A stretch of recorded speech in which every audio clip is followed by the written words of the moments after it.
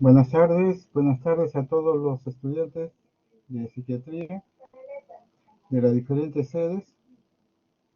Soy el doctor José David Chendurán, médico psiquiatra del Hospital Emilio Valdizán, y voy a tener a cargo, ¿no?, la clase teórica del día de hoy, que corresponde a los trastornos de la voluntad y de la conducta motora. Les voy a pedir por favor que, ¿no?, apaguen sus micrófonos para poder hacer la clase, y después, ¿no?, podemos conversar sobre estos aspectos que vamos a ver, que son importantes para que ustedes tengan conocimiento de los trastornos del área motora.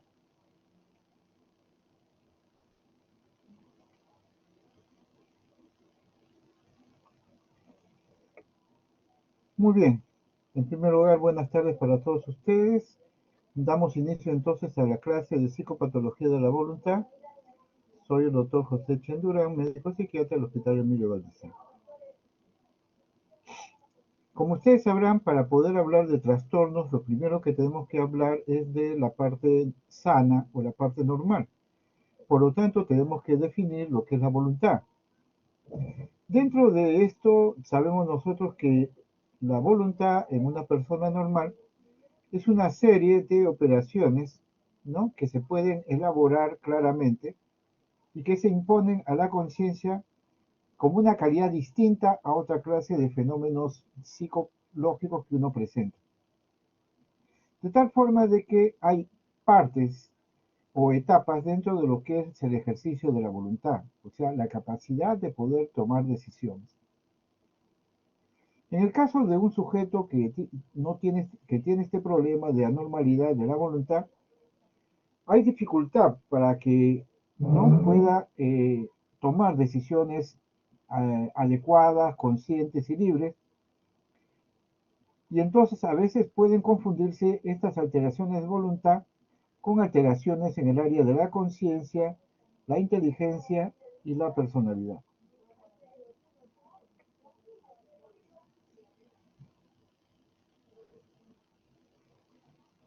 Bueno, definamos qué cosa es la voluntad.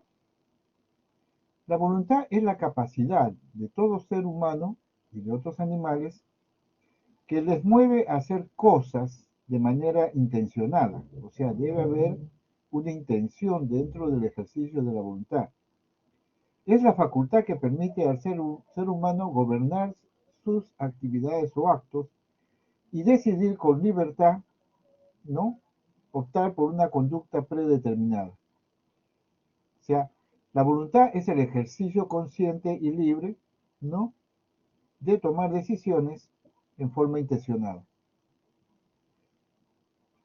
Para que se desarrolle la voluntad debe presentarse determinadas condiciones. La primera condición es la tendencia, que se presenta antes del acto voluntario. Esta tendencia se desarrolla como una necesidad o un interés o inclinación hacia algo, cuyo fin no se conoce conscientemente, pero es la tendencia, el impulso, ¿no?, a desarrollar algo. Junto con la tendencia debe presentarse el deseo. El deseo es la toma de la conciencia de las metas que uno desea conseguir o del fin que uno persigue al desarrollar o expresar su voluntad. En el deseo lo que hacemos es proyectar lo que queremos hacer, o sea, es una especie de proyecto de la acción. Tenemos entonces la tendencia, tenemos el deseo y se presenta lo que se llama la deliberación. La deliberación es la posibilidad de que la tendencia y el deseo se exprese en diversas formas y donde uno tiene que buscar cuáles son los motivos para realizar esta acción. Es lo que se llama una discusión interna dentro del ser humano, de evaluar los motivos por los cuales debe desarrollar una acción. Y en esta deliberación, ¿no? O toma de conciencia de lo que uno desea hacer, se toma o se coge una decisión, donde uno establece cuáles son los motivos, ¿no? Iniciales y las metas propuestas. Esta decisión no solo puede ser positiva, pues puede también desarrollarse lo que se llama conducta, la decisión de no ejercer la voluntad, o sea, lo que se llama inhibirse. Frente a una situación especial hay una tendencia, yo tengo el deseo, ¿no? Que es un conflicto, ¿no? Para seguir o proyectar la acción, delibero internamente, ¿no? Si los motivos de esta acción y tomo una decisión, ¿lo hago o no lo hago? Entonces la decisión puede ser positiva, hacer la acción, o puede ser inhibitoria o negativa al no realizar la acción. Y por último, viene la acción, que es el último proceso de la voluntad, que es la ejecución del acto. Entonces, el ser humano, ¿no? Frente a una situación determinada, va a tomar una decisión de actuar, una tendencia para hacerlo, antes de que se presente el acto voluntario, un deseo, o sea, una conciencia de a dónde quiero ir, una deliberación interna, ¿no? ¿Por qué quiero hacerlo o no hacerlo? Y una decisión que conlleva un objetivo y un resultado. El resultado es la acción. Es el último proceso de la voluntad que consiste en la ejecución del acto. Y esta ejecución del acto puede ser hacerlo o inhibirse. Y ese es ejercicio de la voluntad. Vemos entonces en esta imagen, ¿no? Que tenemos, ¿no?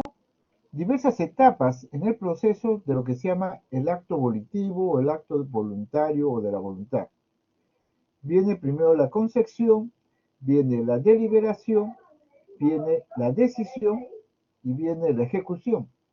Ese es parte de los procesos normales del funcionamiento de nuestra voluntad. Ahora, frente a estos trastornos frente a este problema, ¿no? La voluntad puede ser alterada, ya sea del punto cuantitativo o del punto cualitativo.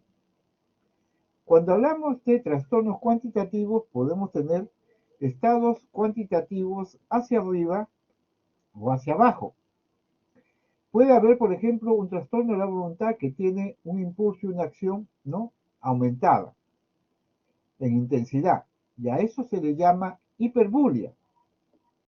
La hiperbulia es el ejercicio de la acción por la voluntad que nos lleva a desarrollar uno tras otro distintos tipos de acción.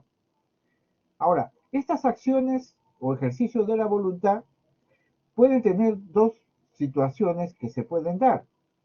Puede ser hiperbulia productiva, o sea que hagamos el ejercicio de nuestra acción con unas metas preestablecidas, con un plan predeterminado a conseguir un objetivo determinado, o puede ser una actividad improductiva, que desarrollemos una acción que no tiene ningún fin, pero la hacemos la acción y la hacemos repetidamente, pero no tiene ningún fin o no le hemos planteado un fin o una meta o un significado a esa acción. Por eso hablamos de hiperbulia productiva o improductiva. De la misma forma, los trastornos cuantitativos de la voluntad que disminuyen la capacidad de tomar decisiones o actuar se llaman hipobulia o abulia, que es la situación más extrema. En la hipobulia, ¿no? Hay una disminución de la capacidad para tomar decisiones o actuar. Esta hipobulia puede ser parcial, total, y ya hablamos entonces de abulia. Igualmente, dentro de los trastornos de la voluntad, tenemos lo que se llaman los impulsos irresistibles insensatos, que son tendencias a tomar decisiones, ¿no? En una forma impulsiva y sin medir las consecuencias de lo que puede suceder por tomar esa decisión o ese acto. También tenemos impulsos irresistibles sistemáticos o llamados manías, que son situaciones de decisión de la voluntad donde el impulso es irresistible, pero exhibe un patrón de presentación, ¿no? Más o menos sostenido. Tenemos que la abulia es la ausencia total de la voluntad, a diferencia de la hipobulia. Ahora, la abulia se puede presentar en diversos cuadros o síndromes. Tenemos la abulia neurasténica, que es esa abulia que se siente cuando uno está fatigado o cansado. Por ejemplo, si uno hace un ejercicio muy intenso, llega un momento en que el cuerpo le pide descanso y entonces no hay forma de que usted pueda hacer alguna actividad porque su cuerpo no le responde. Eso que normalmente es una reacción normal frente a una actividad física, ¿no?, ejercida con productividad, también se puede presentar como una situación neurasténica, o sea, que tiene que ver con el estado emocional de la persona desde el punto de vista de la motivación para desarrollar algo. Los cuadros neurasténicos son aquellos en los cuales usted encuentra al paciente y le pregunta por qué está cansado. Y el paciente no le puede referir por qué, pero sí le dice que se siente cansado, que cualquier cosa que haga le cansa. Y la frase más frecuente es, eso cansa. Y eso cansa significa no poder hacer algo y genera un nivel de angustia. Tenemos también la abulia melancólica, que es una abulia relacionada con el estado afectivo. Significa que el paciente está deprimido o está triste. Y al estar triste o deprimido, su estado afectivo disminuye el funcionamiento de todos los niveles psicológicos presentes. De tal forma que se presenta un estado de abulia o ausencia de voluntad para tomar decisiones. El paciente está triste, ¿no? Y entonces su sistema nervioso está apagado, disminuido, poco motivado, y entonces siente de que no puede hacer nada porque se siente triste, apagado, cansado, no lo motiva nada, siente que por gusto va a hacer las acciones. Tenemos también la abulia esquizofrénica.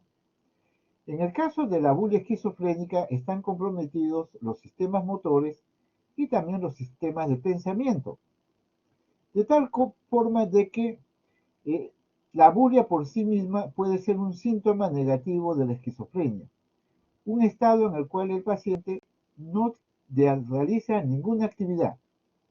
Puede estar sentado, parado, mirando cosas, caminando, pero el paciente no se siente motivado para hacer nada, no quiere hacer nada. Y esa es una de las descripciones que a veces encontramos en los trastornos de deterioro de la esquizofrenia.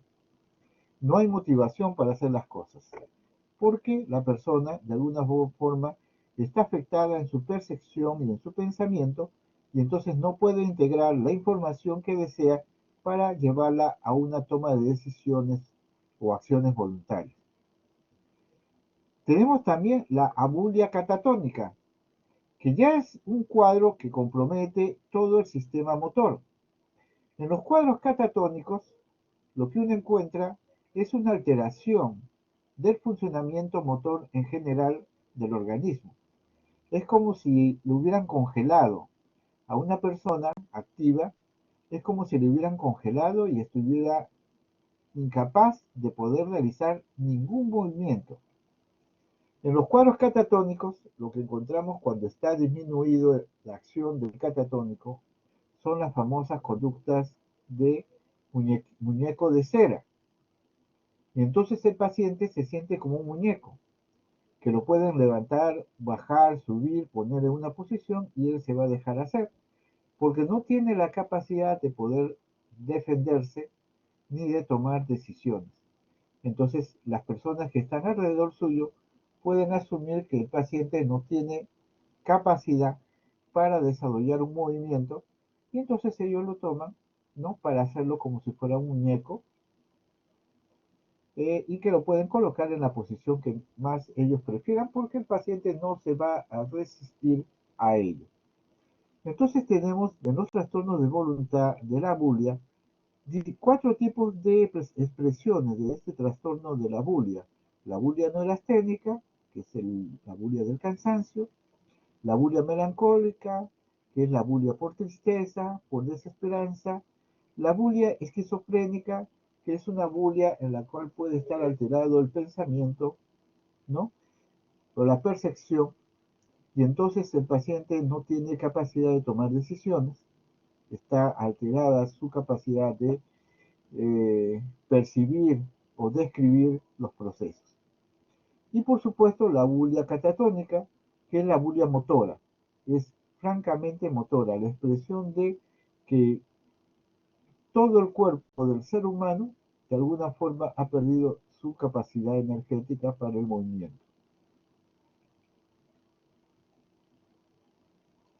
Volvemos a decir entonces que dentro de lo que es la psicopatología de la voluntad, tenemos la abulia, que es la incapacidad para realizar el acto voluntario, ya sea por falta de vigor, ¿no?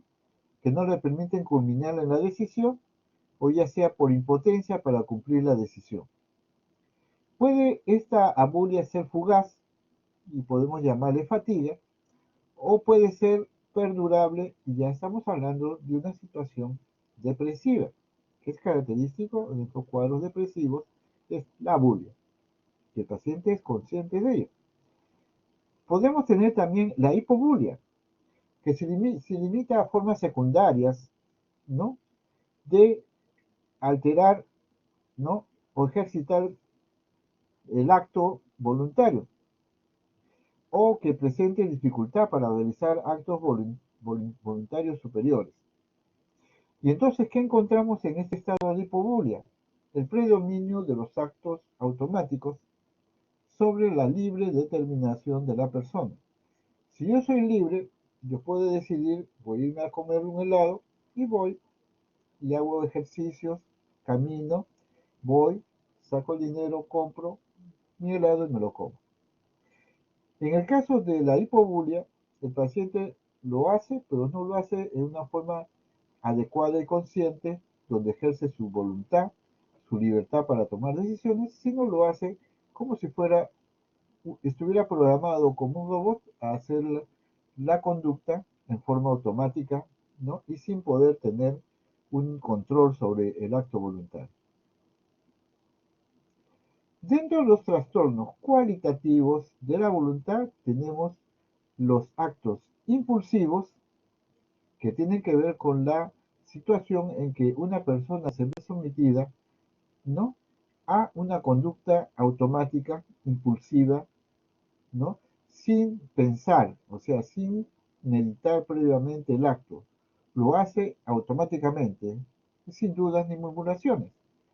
Y tenemos los actos compulsivos, donde lo que se presenta es un incremento de los pensamientos que hace que la persona, ¿no? Se sienta obligada a hacer estos actos, pero para disminuir la ansiedad que se le presenta, ¿no? Por los pensamientos intrusivos que se le meten en la cabeza y que no le permiten pensar.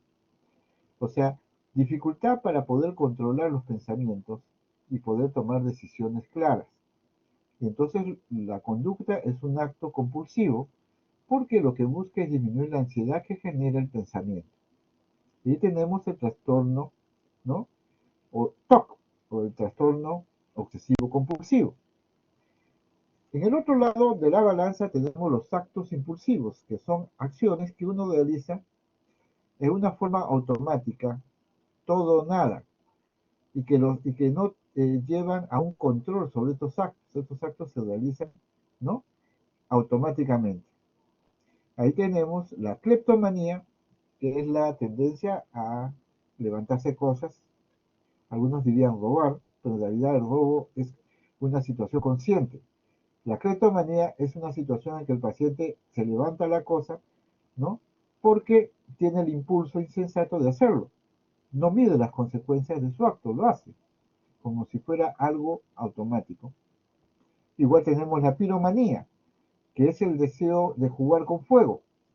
Y por supuesto, la persona que juega con fuego termina quemándose o incendiando a alguien. Tenemos el impulso homicida, que es la tendencia a querer, ¿no? Sin medir las consecuencias y sin pesarlo, ¿no? Intentar atacar a alguien y matarla. Ese es el famoso impulso homicida. Entonces, como nos damos cuenta, tenemos situaciones en las cuales la voluntad se ve mermada o disminuida en forma cualitativa y que provoca que no pueda tener control sobre estos actos que deberían ser voluntarios y decididos previa reflexión y se desarrollan en una forma insensata, impulsiva y sin control. ¿Cuál es el riesgo? El riesgo que puede hacer daño a otras personas o a sí mismo. Porque, por ejemplo, si se le da por correr estando en una azotea, no va a medir las consecuencias de tirarse por la azotea hacia abajo, porque el impulso de correr le ganó la voluntad. Y entonces el paciente tiene el impulso de correr, sale corriendo y por supuesto pues se tira por la azotea y se cae. Entonces no puede detener el movimiento. El impulso es insensato, no tiene control en la persona sobre este impulso, es un impulso irresistible. Estos impulsos irresistibles insensatos son aquellos en los cuales el sujeto, ¿no?, se entrega de forma pasiva, o sea, no lucha. Es un impulso ciego, como si estuviera programado como un autómata a realizarlo sin pensar. Literalmente, el paciente no sabe lo que hace y no sabe por qué está haciendo esa conducta. O sea, no sabe cuál es el objetivo de esa conducta. Ahora, hay que tener mucho cuidado en ver esto, de que los impulsos irresistibles insensatos se pueden presentar en las fases agudas de algunos cuadros psicóticos, también en algunos cuadros neuróticos, que se van acompañando con sin alguna perturbación de la conciencia, salvo de la esquizofrenia, en que la esquizofrenia el paciente está despierto, vigil y hasta lúcido, en el sentido de claridad de su conciencia, y sin embargo desarrolla impulsos irresistibles insensatos. Entonces el paciente está bien despierto, sabe lo que está haciendo, o sea, observa lo que está haciendo, pero no puede controlarlo o evitarlo. Lo hace sin querer queriendo, como diría el Chavo. Tenemos también los impulsos irresistibles sistemáticos, que como su nombre lo dice, son impulsos que se presentan sin control de la voluntad, pero que se desarrollan bajo un cierto nivel de presentación paso tras paso. O sea, es una situación en la cual se establece un sistema de prioridad de acciones que se van sumando.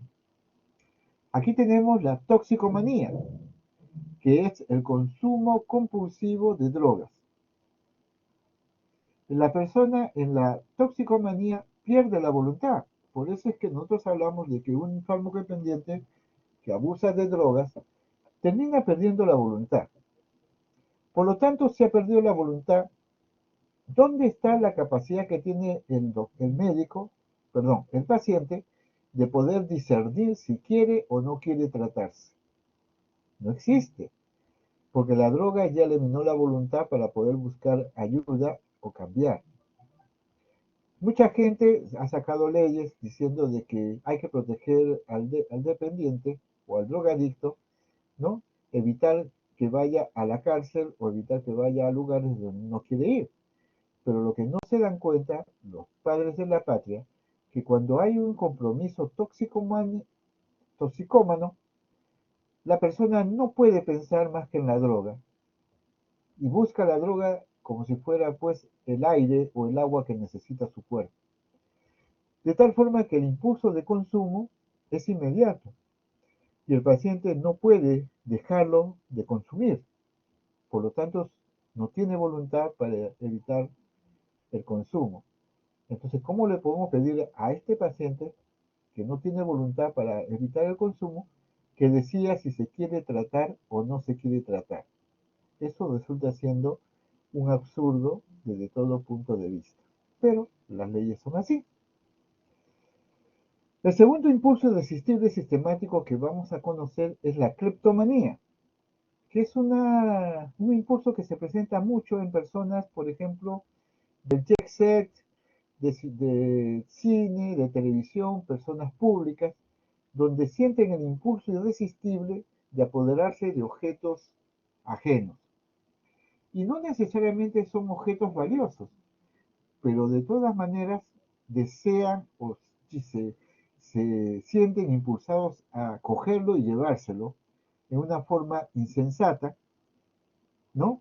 Sin darle importancia al valor de los objetos que uno trae. Puede ser cualquier objeto. Puede estar viendo, estando en una casa, ve unos tenedores que le gustan, ¡pum! Y se los lleva. Los tenedores se los podría comprar ella misma, igual que algunas estrellas que van a una tienda de joyas, empiezan a ver las joyas, después ¡pum! Se levantan una joya, cuando en realidad con su sueldo pueden comprarse toda la tienda, pero ellos sienten esa sensación de apremio, ¿no? Que los hace impulsivamente coger el objeto que se les presenta y llevárselo, ejerciendo un estado de hurto, pero sin conciencia de la situación que le va a generar. Tenemos también la dromomanía. La dromomanía es una conducta de deambular en forma automática. La persona se le presenta el deseo irresistible de salir caminando y caminar y caminar y caminar.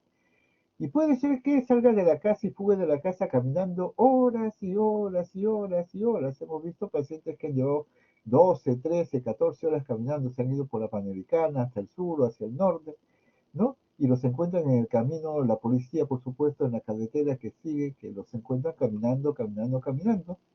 Y ellos dicen que no pueden evitarlo, que es ese deseo impulsivo de querer caminar hacia adelante. Por lo tanto, ¿no?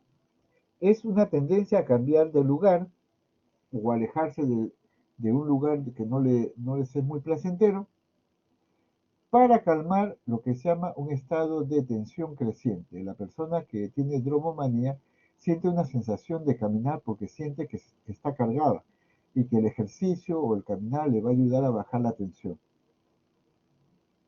Puede presentarse también en este estado de dromomanía lo que hemos visto en los trastornos de conciencia, un estado crepuscular de la conciencia, o sea, un estrechamiento de la conciencia de tal forma que la persona solo ve el hecho de que quiere caminar y no le interesa si lo hace en la mañana, en la tarde, en la noche, en la madrugada, con toque de queda o sin toque de queda. Él tiene que caminar y no puede dejar de caminar porque el impulso lo lleva a hacerlo. Ese es el impulso irresistible sistemático. Tenemos también la piromanía. La piromanía es el impulso violento a producir incendios, pero más que incendios es la tendencia que tiene la persona a jugar con el fuego. Les atrae el fuego como si fuera, ¿no? Una sensación que les provoca placer.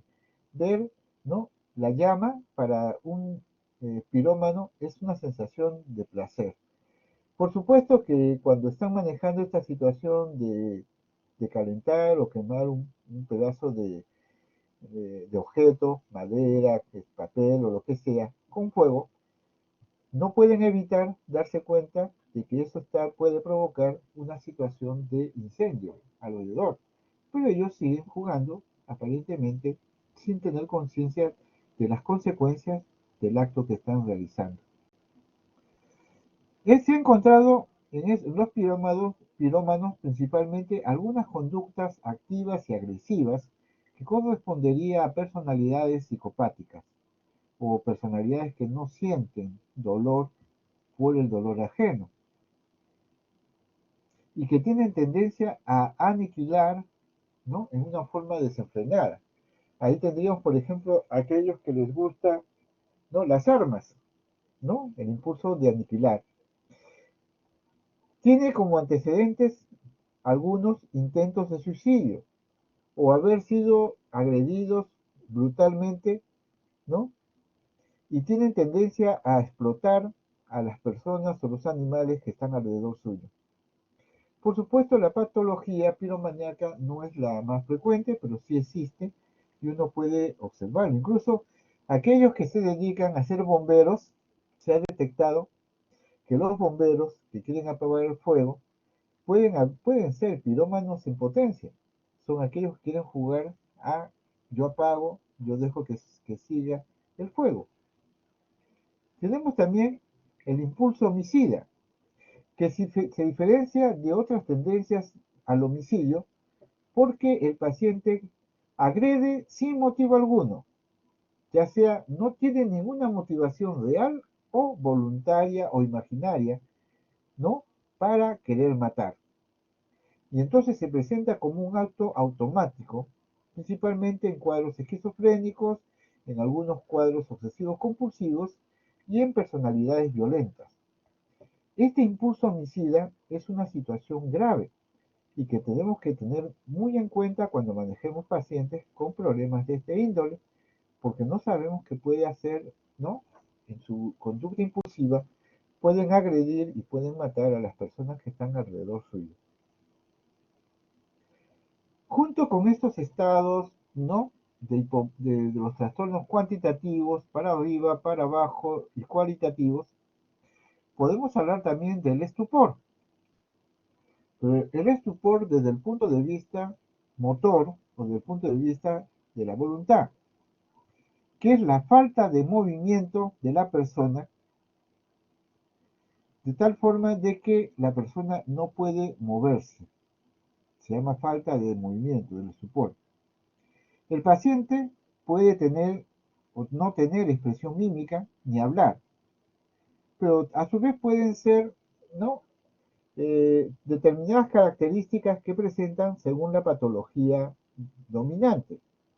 Por ejemplo, si es una alteración del área afectiva, el paciente puede estar triste, melancólico, inhibido y presentar el cuadro de estupor melancólico o estupor depresivo.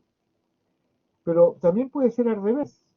Esta persona que es un cuadro depresivo puede volverse maníaca como compensación y presentar conductas de índole afectivo, de ideas de grandeza, capacidad enorme para tomar decisiones, no quieren que le digan lo que tiene que hacer, él toma las decisiones porque él es perfecto, ¿no?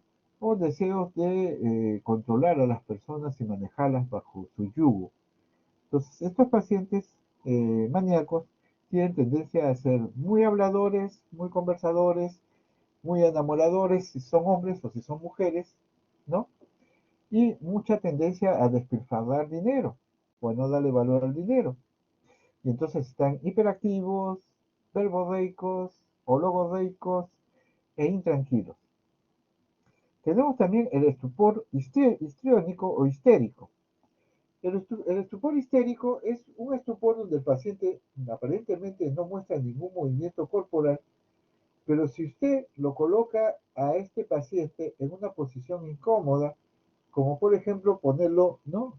Con un brazo colgando de la camilla y de costado. Y entonces, ¿qué detectamos nosotros en estos pacientes histriónicos?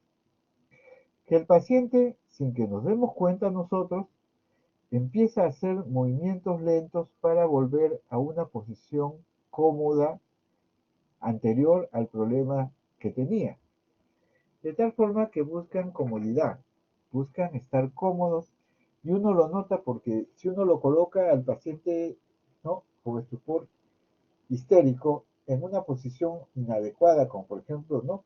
Las piernas cruzadas, los brazos uno sobre la cabeza, el otro metido en el cuerpo, ellos empiezan a hacer movimientos automáticos muy imperceptibles, muy leves, buscando, ¿no? Una posición cómoda para poder seguir congelados o inactivos. Y tenemos por último el estupor catatónico. El estupor catatónico puede ser, ¿no? Visto como una falta de movimiento porque el paciente tiene alterada los sistemas motores. Y al estar alterados los sistemas motores, estos van a afectar el funcionamiento del- de la voluntad de la persona que tiene un cuadro estuporoso. Tenemos también otros tipos de conductas motoras que se expresan a través de la voluntad y que llaman la atención. Por ejemplo, tenemos la interacción anormal. La interacción anormal es la persistencia de un dinamismo psíquico que se expresa a través de una conducta motora. Puede ser esta interacción anormal porque se repite continuamente y a veces sin finalidad. O sea, no tiene ninguna finalidad, se expresa con una conducta motora espontánea. Y tenemos dos tipos, la perseveración, ¿no? Donde el paciente lo que hace es repetir constantemente el acto anormal para seguir haciéndolo constantemente, sin ningún sentido por haberlo hecho permitido. Y el otro es la estereotipia. La estereotipia es un movimiento, ¿no?, que se puede presentar en lugares donde uno está sentado o echado, o en lugares donde está conversando, o en lugares donde está haciendo alguna demostración o está presentando algún gráfico, y entonces uno encuentra que la persona realiza el acto voluntario en forma automática. Por eso se llama estereotipia, porque sigue un patrón determinado de funcionamiento. La estereotipia entonces es una alteración de la voluntad en la cual la persona persiste en un movimiento constante o un dinamismo constante psíquico, ya sea a través de las palabras, a través de los movimientos o a través del estado de ánimo, y que busca, ¿no?, eh, persistir o que se persiste en este movimiento por más tiempo. Por eso se llama perseveración cuando son conductas motoras verbales o anímicas que le hagan a usted moverse o querer hacerlo. Y la estereotipia, que es un movimiento automático, ¿no?, y que se puede presentar en forma oral o motora, y que lleva a la persona a sentir de que no tiene control sobre su cuerpo. Tenemos también el negativismo. ¿Qué cosa es el negativismo? Es la tendencia a oponerse, ¿no?, a cualquier orden o acto que el paciente sienta que lo están obligando a hacer. Este negativismo puede ser de dos tipos.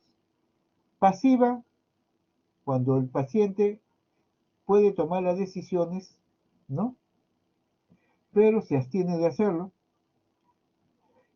Y entonces es una persona que usted le dice, abra la boca, el paciente no abre la boca, pero si usted intenta con las manos abrir la boca, la paciente se deja abrir. Entonces está en plan de resistencia pasiva. No quiere aceptar que pueda estar afectada o que tiene dificultades para tomar decisiones. La otra situación es el negativismo activo, cuando uno ordena al paciente que realice una actividad inmediatamente y el paciente se opone o muestra una conducta de que con ella no hay nada, no es el problema.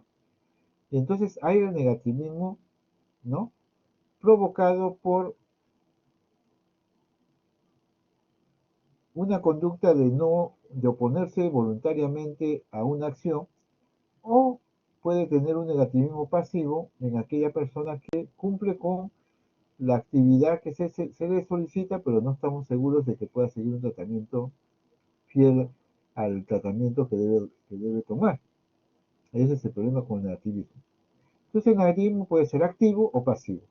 Si es pasivo, no le des mucha importancia ni te preocupes, conversarás con él en el momento adecuado y más bien busca más amigos o más amigas con las cuales compartir tus emociones. Esa es la parte importante del ejercicio de la voluntad, que uno haga la tendencia a ejercer su voluntad en forma libre. En el negativismo entonces hay una oposición primaria y gratuita, ¿no?, ya sea pasiva o ya sea activa, a una determinada orden o movimiento.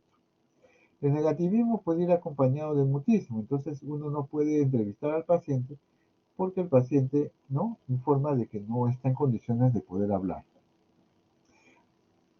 Otro trastorno de conducta cualitativo es la obediencia automática, donde el paciente realiza las indicaciones u órdenes en forma pasiva e inmediata, aun cuando se acompañe de consecuencias penosas para el sujeto.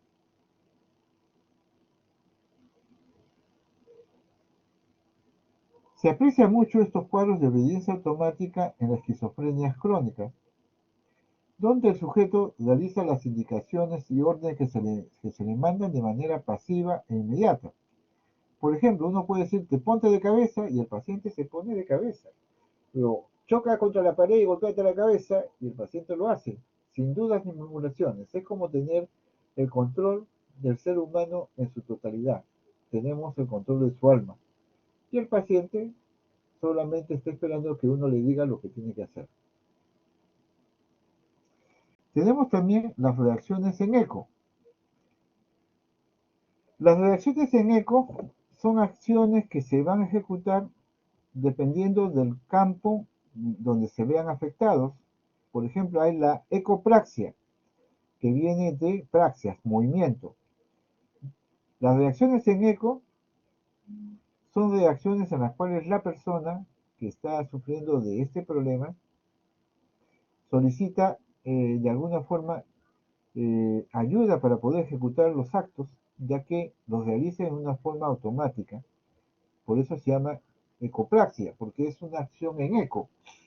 La ecopraxia tiene que ver con personas que están realizando alguna actividad frente al paciente y el paciente al observar eso lo hace igual, ya sea con o sin, ¿no? Maquinaria o cuerpo que tenga que tocar. Tenemos también la ecomimia, que es la disminución de los patrones afectivos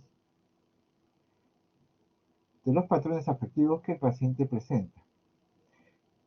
Tenemos que la ecomimia es la imitación de gestos y ademanes de las personas frente a los entrevistadores. Tenemos también la ecolalia, que es la reproducción automática de palabras o frases que el paciente ha vuelto a expresar y que la persona que lo está cuidando tiene que aprender a aceptar que su paciente puede tener problemas de control y necesita de alguna forma establecer un límite a sus actividades. Tenemos también la sugestionabilidad psicopatológica. La sugestionabilidad es la predisposición individual de las personas, ¿no?, a ser afectadas por otras que son dominantes. Esta sugestibilidad patológica, o sea, predisponer, ¿no?, seducir a la hermana, y entonces esta persona lo realiza de una forma automática. La sugestibilidad patológica entonces es la predisposición individual, ¿no?, de que las personas pueden ser influenciables. Yo puedo conversar con una persona que tiene sugestibilidad patológica y puedo hacer que haga una actividad automáticamente y sin que ella se dé cuenta o no tenga conciencia de lo que puede suceder. Es típico en los cuadros histéricos. Tenemos también la famosa psicosis inducida o folie à deux, o locura de dos, donde lo que aparece es un trastorno mental, generalmente de tipo paranoide, en dos o más personas que conviven juntas. Es el famoso, ¿no?, psicosis inducida. Como experiencia, nosotros hemos tenido también este tipo de cuadro. Una chica viene toda desorganizada, gritando, describiendo que escucha voces, que le quieren hacer daño, etc. Es el típico cuadro de psicosis aguda, ¿no? Entonces la recibimos, la internamos y al día siguiente, cuando vamos a evaluarla, nos encontramos que la paciente, ¿no?, había hecho una actividad, había pedido un catálogo de alimentos y aparentemente lo había hecho automáticamente. En el caso de la psicosis inducida, Teníamos una paciente que venía por emergencia escuchando voces o sintiendo que le querían hacer daño. Fue traída por su madre. La madre tranquilita la llevaba a la chica estaba expresando un cuadro de psicosis aguda. La internamos a la paciente porque estaba con una psicosis aguda y al día siguiente cuando la vamos a entrevistar nos encontramos que la paciente no tenía ningún síntoma. ¿Qué pasó?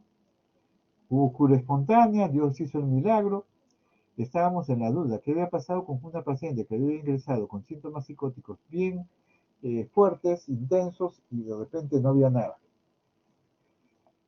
Buscamos entrevistar a la madre y cuando empezamos a entrevistar a la madre nos damos cuenta de que el problema que tenía la paciente era inducida por la mamá, que la esquizofrénica paranoide era la mamá y que por amor la hija había hecho una asociación de las ideas de la madre y había asumido que la madre decía la verdad y por lo tanto ella se sentía sugestionadamente, ¿no? Adherida a la madre y a cumplir con lo que la madre le decía. Si la madre le decía que escuchaba voces, ella escuchaba voces. Si la madre decía de que las voces le quieren hacer daño, ella asumía la función de defensa paranoide de la madre. Entonces, eso se llama psicosis inducida. Separamos a la madre, por supuesto, la metimos a la madre de emergencia y sacamos a la hija que estaba bien y pudimos empezar un tratamiento regular del cuadro psicótico que la madre estaba trayendo, pero que había hecho que la hija fuera la que presentara los síntomas psicóticos cuando en realidad el problema era de la madre. Esa es una situación, por eso se le llama psicosis inducida o locura de a dos. También tenemos dentro de los aspectos de la voluntad lo que se llama los actos compulsivos. ¿Qué cosas son los actos compulsivos? ¿No? Son una consecuencia de los pensamientos obsesivos, ideas o imágenes que se le presentan en la mente de una persona, ¿no? Y lo invaden constantemente sin control y el paciente no puede manejarlo porque no tiene control sobre estos pensamientos. Generalmente estos pensamientos son pensamientos de sexo, de violencia o de otras causas por las cuales el paciente se siente con mucho temor de expresarlo.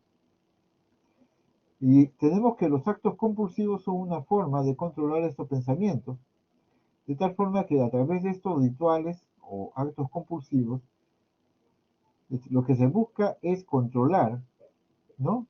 Las conductas o los pensamientos obsesivos que presenta el paciente y que lo atormentan día tras día.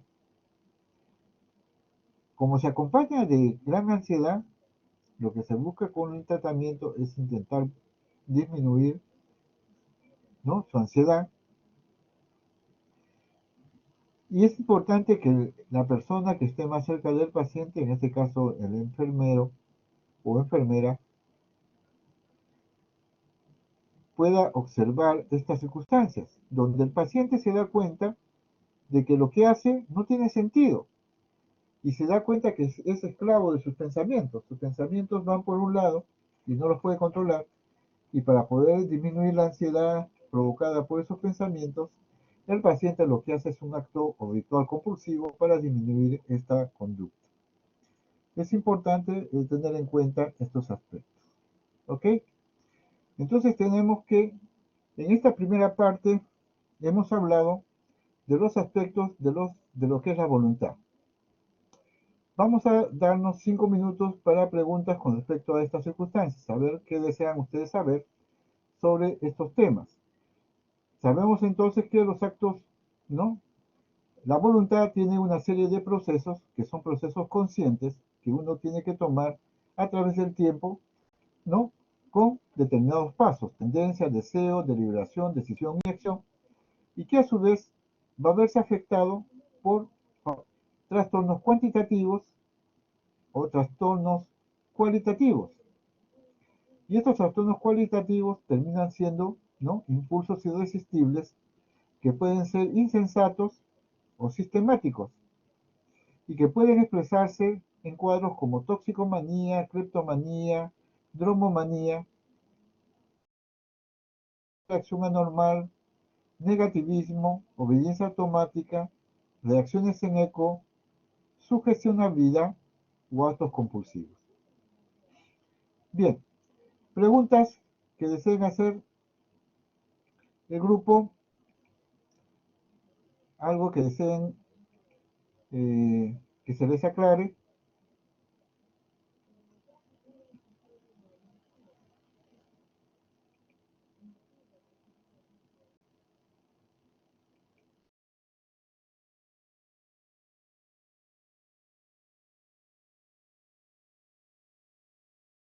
Pregunta, Milagros.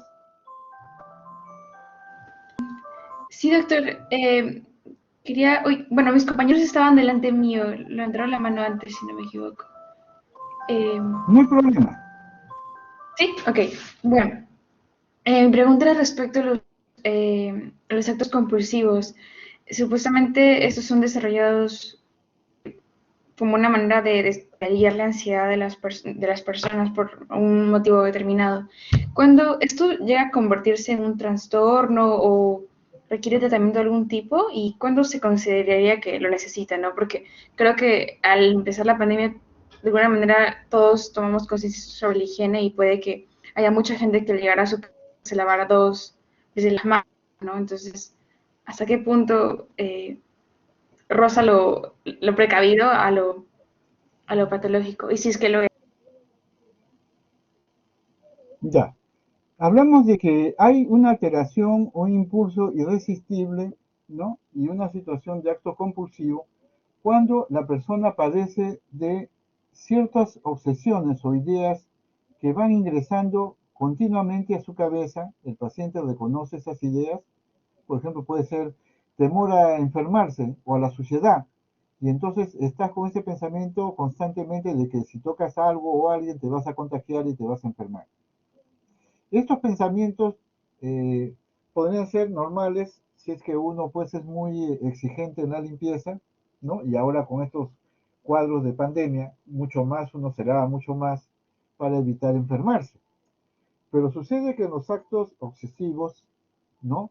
Lo que uno encuentra es que los pensamientos que presenta el paciente son pensamientos que no los puede manejar, se le presentan espontáneamente en su cabeza y son a veces pensamientos tontos o inútiles, pero que le quitan el tiempo y lo fastidian y él se siente fastidiado porque no puede quitarse esos pensamientos de la cabeza. Ha perdido el control de manejar estos pensamientos, porque uno puede, por ejemplo, tener un pensamiento como, ¿qué podría ser? Usted está escuchando la clase y de repente, ¿no? Se acuerda de un dibujo erótico o una fotografía, ¿no? Pornográfica. Por supuesto, eso puede presentarse como una situación automática de la memoria, pero si usted tiene control sobre sus pensamientos, lo que hace, bueno, se recuerda la imagen, lo agarra en su mente y lo expulsa y sigue prestando atención a su clase. En el caso de los trastornos obsesivos compulsivos, donde la compulsión es la afectación de la voluntad, encontramos que el paciente no tiene control sobre estas imágenes, actos o deseos o impulsos. Y entonces esto los hace, ¿no? En una forma automática, sin poder él tener control sobre ellos. La pérdida del control que va a afectar mucho su desempeño general, porque van a afectar su trabajo, sus estudios o su vida diaria. Por ejemplo, un niño de 14 años que está en una iglesia que es muy religioso y de repente, ¿no? Se le presenta la imagen de la Virgen desnuda, o preguntarse si los ángeles tienen sexo, y San José habrá tenido relaciones con la Virgen María. Y esos pensamientos que se presentan, que son tontos, ¿no? Que no son, que son, uno los reconoce que son suyos, le provoca mucho temor. Y ese temor hace que las personas, ¿no? Traten de bloquear esos pensamientos de la mejor forma posible, pero no lo pueden. Entonces, los actos compulsivos son una forma de desahogar esa tensión. Los actos compulsivos pueden ser de orden, ordenar las cosas, contar las cosas, o de conteo, o de limpieza, o unos rituales mucho más especiales. Ilian, pregunta.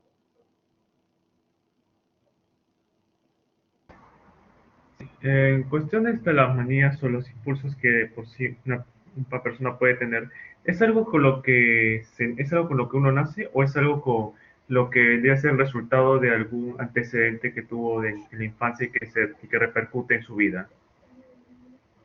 Normalmente tienen que ver con experiencias que uno ha pasado a través de su infancia, su adolescencia, y que llevan a la presentación de estas conductas.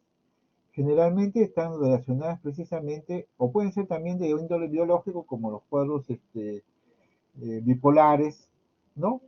En algunos cuadros esquizofrénicos también, o algunos cuadros orgánicos cerebrales.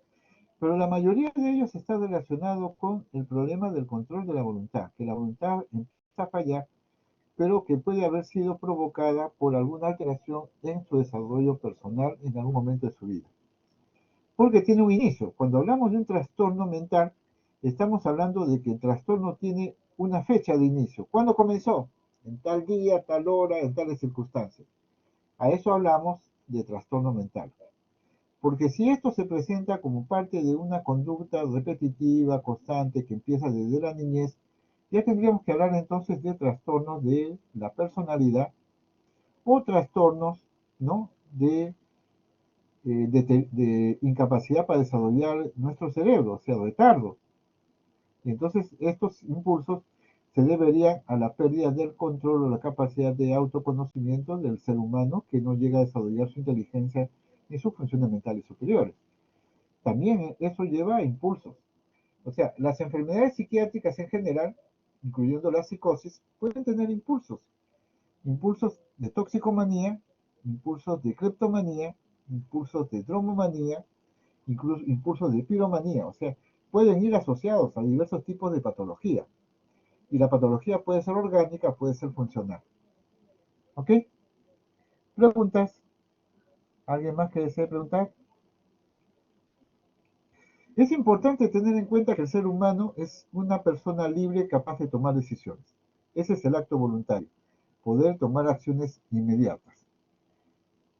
¿Alguien levantó la mano? Preguntó. La diferencia entre perseveración y estereotipia. La perseveración es la repetición, principalmente puede ser de una conducta que se repite constantemente, pero que se hace con un sentido determinado. O sea, se presenta y se eh, hace constantemente, o sea, se está realizando constantemente de una forma continua. La estereotipia es un movimiento que se hace sin sentido, o sea, es un movimiento más de posición o de lugar verbal o gráfica. Mientras que en la perseveración hay un dinamismo psíquico que afecta la conducta motora o conducta verbal o la conducta anímica más allá de su fin logrado. Por ejemplo, yo quiero escribir, escribo. Pero ¿qué pasa si estoy escribiendo y quiero seguir escribiendo y quiero seguir escribiendo y quiero seguir escribiendo, no continuamente? Eso se llama perseveración. Perseverar significa de que yo empecé un acto voluntario y lo sigo haciendo continuamente. A diferencia de la estereotipia es una conducta que puede no tener sentido y que no tiene ningún fin, mientras que la perseveración tiene un fin, la estereotipia no lo tiene. Por ejemplo, una estereotipia podría ser que yo camino por la calle y levanto los brazos hacia arriba, ¿no? Y no tiene sentido, porque ¿para qué levanto los brazos? Mientras que si yo estoy escribiendo y continúo escribiendo, esa es una perseveración. O si yo estoy hablando de un tema y lo sigo tocando, es una perseveración. La estereotipia generalmente es una conducta donde las cosas se hacen en automático. Es como repetir un acto continuamente, pero que no tiene ninguna función, no sirve como algo especial. Por ejemplo, como lo vuelvo a decir, caminar de un lado para el otro. Voy, vengo, ¿no? Podría ser una estereotipia motora. Mientras que una perseveración podría ser, por ejemplo, si estoy exprimiendo limones y sigo exprimiendo limones. Tengo un fin, que es el exprimir limones, pero lo hago continuamente, ¿no? Y lo hago repetitivamente, pero tiene una finalidad ese tipo de conducta o acción. ¿Preguntas? ¿Alguien más? Bien. Va. Andrea. Sí, doctor, una consulta. Los impulsos irresistibles que pueden ser insensatos o sistemáticos, ¿entran en la clasificación cualitativa o cuantitativa? Cualitativa, cualitativa. Entonces, y lo hemos visto en la lámina, ¿no es cierto? A ver, lo voy a poner para que... Trastornos cualitativos, actos compulsivos o actos impulsivos. Ujú. Impulsivos porque, ¿no? En los actos compulsivos hay toda una sistemática de repetición del acto. En los actos impulsivos son presentaciones que se presentan en una forma espontánea, ¿no? Y sin medir las consecuencias de lo que uno está realizando. Es interesante y hay que tener muy en cuenta eso. Bien, vamos a hablar ahora de la psicopatología de la conducta motora. Entonces, ¿qué es lo que tenemos que ver en el área motora? Mientras que en los estados de voluntad o las alteraciones de voluntad son integrales, ¿no? Están relacionadas con un todo. La psicomotricidad son situaciones particulares que reflejan la actuación del hombre en interacción con sus experiencias afectivas y cognitivas. La psicomotricidad, ¿no? Permite que la persona se integre porque aborda al individuo como una persona que tiene aspectos afectivos, sociales, intelectuales y motores. Entonces, en la psicomotricidad lo que vamos a ver es la conducta motora, cómo se expresa la conducta motora del ser humano. Y donde sabemos que esta conducta motora le va a ayudar al aprendizaje y a ayudar a expresar sus emociones a través de sus expresiones corporales. Entonces, cuando nosotros vamos a evaluar la psicomotricidad, lo que tenemos que evaluar es la conducta motora de la persona de una forma objetiva. Podemos evaluar el tono muscular o podemos evaluar la armonía del movimiento. Y sabemos que para comunicarnos, nosotros utilizamos gestos y movimientos corporales de nuestra cabeza, nuestro cuerpo, nuestras manos, nuestros pies, las posturas, ¿no? Y expresamos a través de ellos un significado. Generalmente un significado de emociones, de rasgos de personalidad o expresión de algún problema psicopatológico. Entonces, cuando tenemos la psicomotricidad, tenemos que darnos cuenta de que la psicomotricidad, que es la expresión de la conducta motora que expresa el interior psíquico de la persona, tiene dos elementos. La expresividad, o sea, la comunicabilidad, donde por factores psicosociales, ¿no? A través de determinados símbolos o cambios posturales, nosotros estamos expresando determinadas formas, ¿no? De nuestro yo interno. Por ejemplo, si arqueamos la ceja, significa que estamos interrogando o estamos tratando de buscar qué está pasando.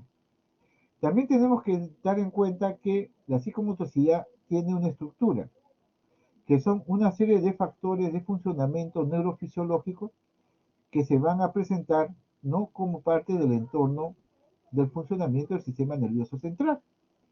Y estos van a expresar una serie de signos,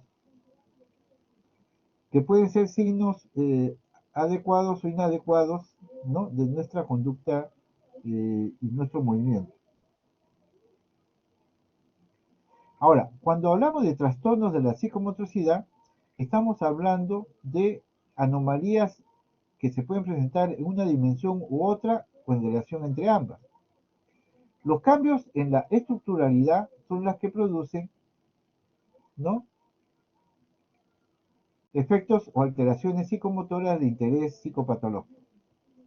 Y entonces, ¿cómo evaluamos las alteraciones psicomotoras? La evaluamos en tres niveles. La primera es la expresión facial, donde nosotros observamos al paciente y queremos ver cómo expresa sus pensamientos, sus gestos, su conducta, sus emociones. En segundo lugar, evaluar la alteración motora en relación a las características del habla, o sea, cómo gesticula, habla, ¿no? Expresa el lenguaje. Y evaluamos también alteraciones psicomotoras de la conducta motórica general, la conducta que todo ser humano tiene. Todos tenemos que tener en cuenta de que hay una serie de elementos estructurales que tienen que ver con la psicomotricidad. En el área frontal y el sistema límbico tenemos que se desarrolla el deseo de realizar un movimiento o el movimiento.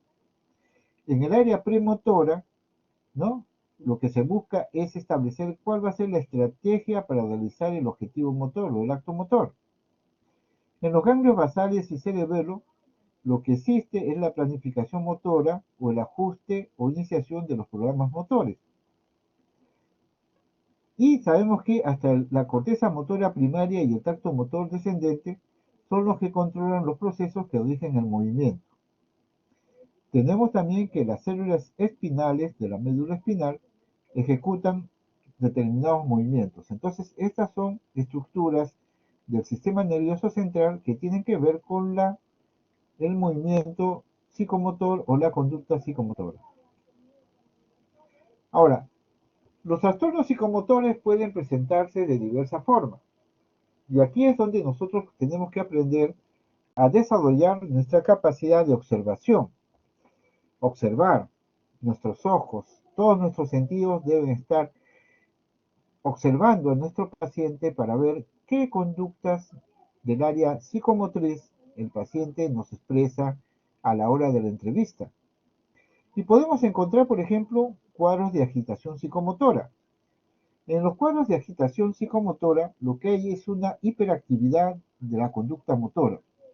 Entonces el paciente se presenta gestos y movimientos y conductas rápidas y a veces sin ningún objetivo determinado. Está intranquilo, está inquieto y puede ser nocivo para aquel que está a su costado. Esta agitación psicomotora puede deberse a situaciones reactivas, ¿no? Por ejemplo, como consecuencia de acontecimientos que le puedan provocar tensión a uno puede presentar agitaciones reactivas. Por ejemplo, ¿no? Un estrés, ¿no? Un incendio, y usted reacciona de una forma determinada. No todos reaccionan iguales, unos pueden quedarse paralizados y otros se vuelven inquietos y agitados. Esto tiene que ver mucho también con factores tóxicos, porque el consumo de determinados productos farmacológicos o la intoxicación por drogas puede provocar también agitaciones reactivas por consumo de drogas. Tenemos que tener también que hay agitaciones en trastornos orgánicos cerebrales. En problemas médicos que puedan ser somáticos, ¿no?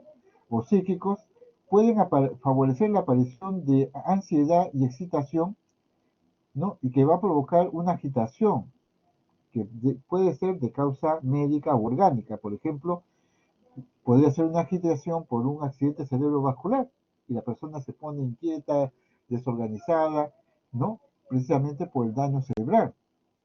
También podría ser una crisis convulsiva y al presentar la conducta convulsiva, el paciente puede presentar después de la convulsión un estado de agitación muscular, ¿no? Y con un compromiso de conciencia secundario. También tenemos las famosas agitaciones psicóticas. Por ejemplo, en los cuadros esquizofrénicos se puede presentar, ¿no? Una incontrolable angustia en el paciente con tendencia a hacer conductas de violencia.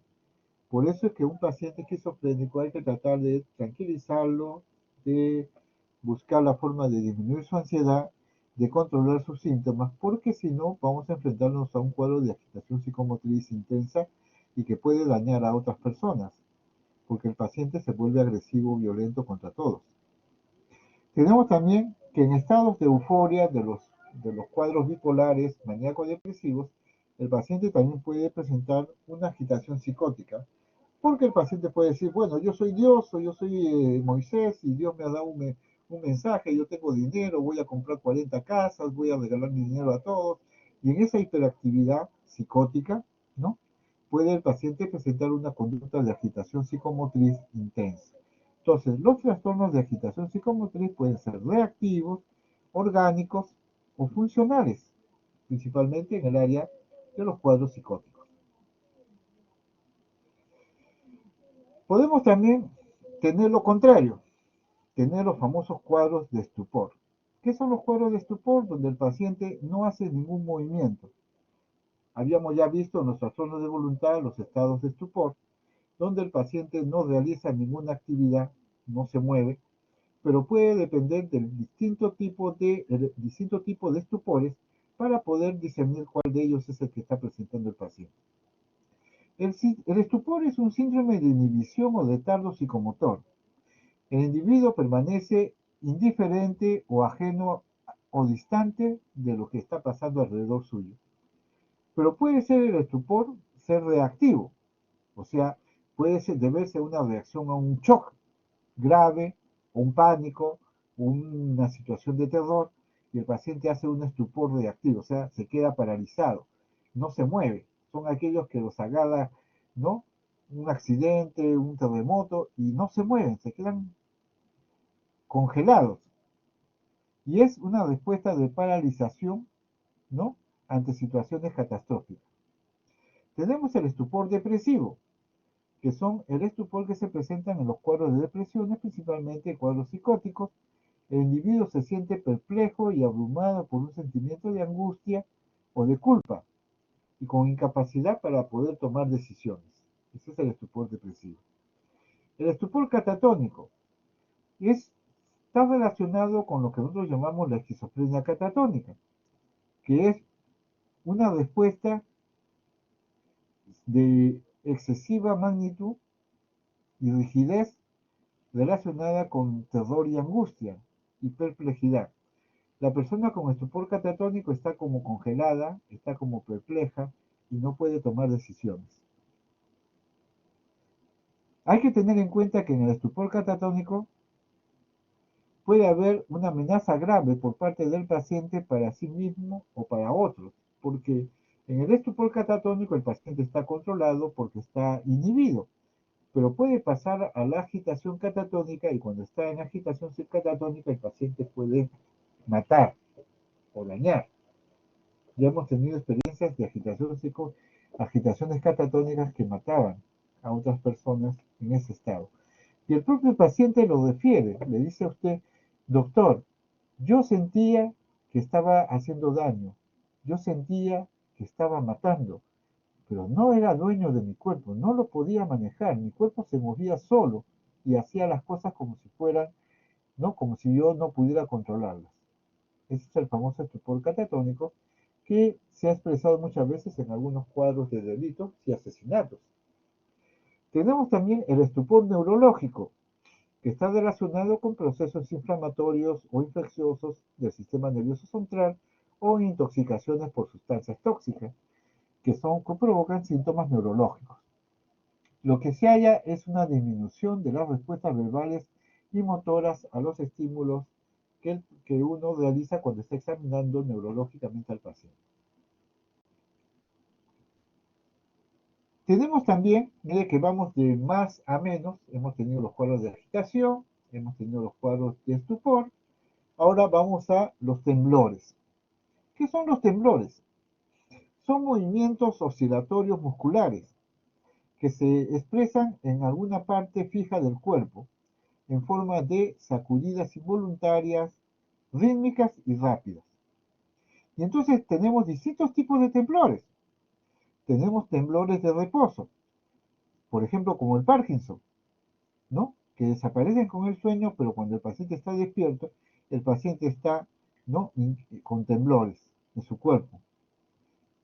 Y entonces el paciente, para evitar de que el problema del Parkinson continúe, lo que hace es, él mismo intenta hacer movimientos voluntarios para controlar los temblores de reposo, temblores de descanso que presentan los pacientes que tienen Parkinson y que se acompañan de rigidez muscular y ausencia de movimientos o disminución de los movimientos.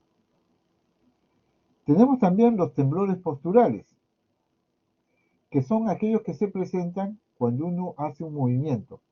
Mientras que los temblores de reposo se presentan cuando uno está descansando, los temblores posturales se presentan cuando uno va a iniciar un movimiento o cuando tiene una postura forzada, ¿no? Del cuerpo. Y entonces uno hace un movimiento de de las manos y empiezan a temblar. Tenemos también los temblores intencionales. Son sacudidas que aparecen durante los movimientos voluntarios. Su origen, ¿no?, se encuentra a nivel del cerebelo y está relacionado con ansiedad, esclerosis múltiple y parálisis de los miembros inferiores. Entonces hay que tener muy en cuenta que los temblores son una necesidad para consulta o manejo con otro especialista que es el neurólogo. Ahora, los temblores pueden ser de acción rápida, o sea, de 8 a 12 movimientos por segundo, asociados a un estado de ansiedad o fobia social, o derivados de intoxicación a drogas o alcohol. O pueden ser de acción lenta, que son de 4 a 6 movimientos por segundo, asociados con trastornos o enfermedades del cerebro, por ejemplo, la enfermedad de Wilson. Tenemos también las famosas convulsiones. ¿Qué cosas son las convulsiones? Son movimientos musculares en forma de contracciones violentas e incontrolables de la musculatura voluntaria y se manifiestan en uno o varios grupos musculares o en todo el cuerpo. Entonces hay convulsiones totales o convulsiones parciales. Pueden haber convulsiones tipo gran mal, la fase clónica. El paciente tiene una fase tónica y una fase clónica. En la fase tónica, que empieza con una contracción, ¿no?, controlando, suspendiendo la respiración y la pérdida de la conciencia, puede aparecer contracción muscular, ¿no?, cuando están tratando de manejar a la paciente y evitar que se haga daño a la cabeza. Tenemos también las convulsiones en fase convulsiva, porque la convulsión tiene fase tónicas y fase convulsivas. En la fase convulsiva uno tiene que tener mucho cuidado porque el paciente puede presentar apnea. Y entonces uno debe estar siempre viendo la crisis y tratando de ayudar al paciente a que respire normalmente. Tenemos también la fase de recuperación, que se produce, ¿no?, con aumento de la conciencia del paciente en una duración entre 20 y 30 minutos. Puede presentar estados confusionales con tempestad de movimientos, agitación y desorientación auto y alopsíquica. Las convulsiones pueden ser mayores, de tipo gran mal, o pueden ser menores, convulsiones de pequeño gran mal. La manifestación principal de las crisis de petit mal o convulsiones de pequeño mal es la ausencia de una manifestación. Su manifestación principal es la ausencia, donde la persona pierde una total o brevemente, entre 5 o 15 segundos, ¿no?, la conciencia. Y entonces uno tiene que tener en cuenta que también se pueden presentar convulsiones de tipo pequeño mal. Tenemos también los famosos tics. ¿Qué cosas son los tics? Son movimientos musculares rápidos, locales y espasmódicos que se presentan en forma involuntaria, inesperada y repetitiva, ¿no?, sin propósito alguno y a intervalos regulares. Entonces un tic, por ejemplo, es un movimiento como, por ejemplo, estar moviendo el ojo y el ojo guiña. Y entonces tenemos un problema porque un tic tipo, ¿no?, parpadeo con guiños le va a causar a la persona que tiene ese problema una gran discusión con otras personas que creen que están molestando a su pareja cuando están en pareja. Sienten que alguien está tratando de enamorar a su pareja y se terminan peleando con ellos. Cuando en realidad estos movimientos son espasmódicos, rápidos y voluntarios, pero le pueden generar problemas a las personas. ¿Qué hay que tener en cuenta, ¿no?, dentro de los tics? Que hay tics de origen psicológico y tics de origen orgánico. En los trastornos de origen orgánico tenemos la corea de Hutchinson, ¿no?, y el tic múltiple crónico del síndrome de Gilad-Tourette, o sea, un movimiento de tics intenso en diversas partes del cuerpo. Desde el punto de vista psicológico, también podemos tener los tics transitorios de la infancia o tics crónicos que se pueden presentar en forma continua ¿no? Y a largo plazo. Lo interesante es que hay que saber diferenciar estos tics de otras circunstancias. Los tics desaparecen durante el sueño y es importante tener en cuenta que los tics cuando uno se duerme desaparecen. No son reproducibles voluntariamente, o sea, los tics no son situaciones voluntarias, ni del médico tratante ni de otras personas. Estos tics pueden inhibirse voluntariamente, sí, si usted está con el tic y y hace un movimiento, ¿no? Acentuando alguna actividad, puede ser de que los tics se controlen. Y con respecto a los reflejos, no existe modificación de los reflejos con los tics. Y hay que tener siempre en cuenta que la etiología de un tic generalmente es no orgánica. No es orgánica la etiología de un tic. Un poquito más fuerte después de los tics son los famosos espasmos o espasmos musculares, que son contracturas, ¿no? De algunos músculos o masas musculares que se presentan en forma de contractura intensa. Dentro de los espasmos más conocidos o que se van a encontrar tenemos los espasmos torticulares, que consiste en que uno amanece con un movimiento de rotación de la cabeza hacia un lado, entonces se le ha torcido el cuello, dice uno. No ha dormido bien, está con un espasmo torticular, o sea, todo torcido, ¿no? En casa. Tenemos los espasmos profesionales, que son el efecto del uso de determinado grupo muscular por una persona, ya sea un trabajador profesional o un atleta, ¿no? Son famosos espasmos profesionales, que consisten en la contractura de un determinado grupo muscular, que pueden aparecer junto a una parálisis momentánea y a temblores. Tenemos los espasmos saltatorios de Bamberger, ¿no? Que surgen en forma de accesos súbitos localizados en los músculos de la pierna y que obligan al individuo a saltar y agitarse, o sea, hacerla de sapo. Tenemos también los espasmos saludatorios de Salam, que consisten en contracciones musculares localizadas en los músculos del cuello que obligan al individuo a flexionar y extender repetidamente el cuello, recordando el gesto del saludo, ¿no? El espasmo saludatorio de Salam es que el paciente se inclina como y hace una especie de saludo estilo oriental árabe, o sí, generalmente árabe, donde la persona se arrodilla y se flexiona, ¿no? Y hace un movimiento hacia abajo y hacia arriba de la cabeza, como si estuviera saludando pues, a una persona. Tenemos también lo que es el cuadro catatónico. ¿Cuáles son las características de un cuadro catatónico? La catalepsia, o sea, la actitud inmóvil con musculatura rígida que puede permitir a la persona que está acogiendo al paciente a ponerlo en una forma forzada o incómoda. O sea, la catatonía es lo que se llama la flexibilitis seria, la flexibilidad del muñeco de cera. Tú puedes conseguir un paciente con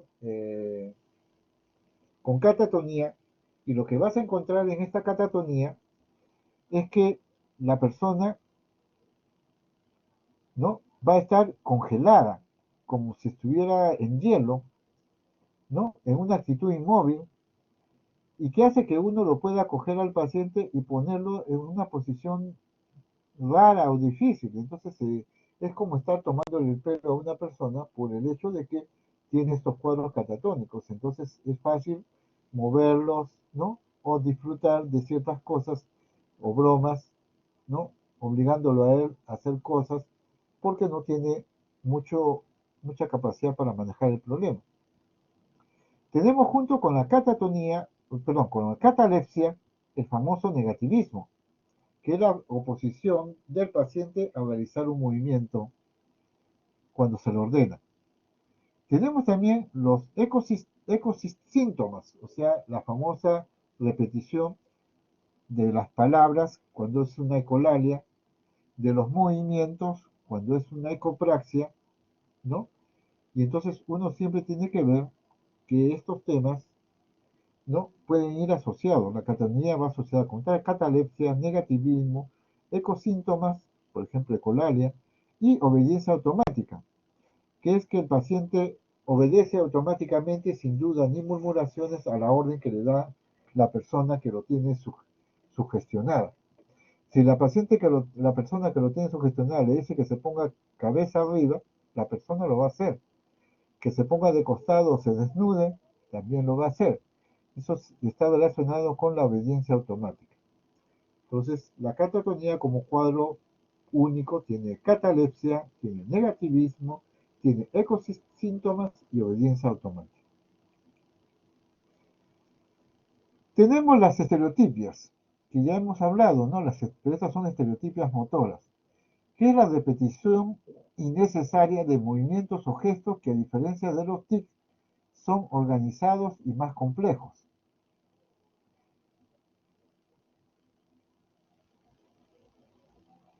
Entonces, siempre hay que evitar este tipo de situaciones de repetir innecesariamente movimientos o gestos, ¿no?, organizados y complejos. Tenemos que las estereotipias pueden ser simples o complejas. Si son simples, vamos a encontrar que son patrones motores arcaicos y con función estimulante debido a alteraciones estructurales. Por otro lado, tenemos las estereotipias complejas, donde los movimientos y llamativos y aparatosos de manos y brazos se puede usar. Aparte de las estereotipias, tenemos las disquinesias o discinesias, que pueden ser agudas o tardías. La disquinesia aguda es una serie de contracciones de los músculos, ¿no?, mono o bilaterales de las extremidades superiores del cuello y la espalda. La disquinesia aguda es una situación, por ejemplo, que se da con mucha frecuencia cuando uno aplica haloperidol de depósito por primera vez a un paciente, y el paciente puede sentir los efectos secundarios de la medicación. Muchos de estos efectos secundarios tienen que ver con el hecho de contracciones de músculos, ¿no?, que llegan a torcer al paciente como si fuera pues un estropajo y que compromete las extremidades superiores, el cuello y la espalda. Tenemos también la disquinesia tardía, que son una serie de movimientos involuntarios del rostro, lengua, boca o cara del familiar o del paciente, y lo que estamos buscando es por qué están provocándose esta disquinesia tardía. La mayoría de las disquinesias tardías están asociadas a psicofármacos. Y entonces, si uno encuentra disquinesia tardía tomando antipsicóticos, uno tiene que suspender el antipsicótico y cambiar de medicamento, porque si no, le va a producir un daño perpetuo al paciente en su vida futura. Tenemos también lo que son las apraxias y los manierismos. La apraxia es la dificultad para llevar a cabo actividades, ¿no?, predeterminadas, que exigen una secuencia y una coordinación ordenada de movimientos. Entonces la persona, como no puede hacer este movimiento o estas conductas aprobadas previamente, lo que tiene que hacer es decirle que se retire y que vaya a entrenar para poder realizar este tipo de intervenciones. Y entonces tenemos también que tener en cuenta que cuando uno tiene una apraxia hay dificultad para realizar actividades que requieren cierto nivel de complejidad psicomotora.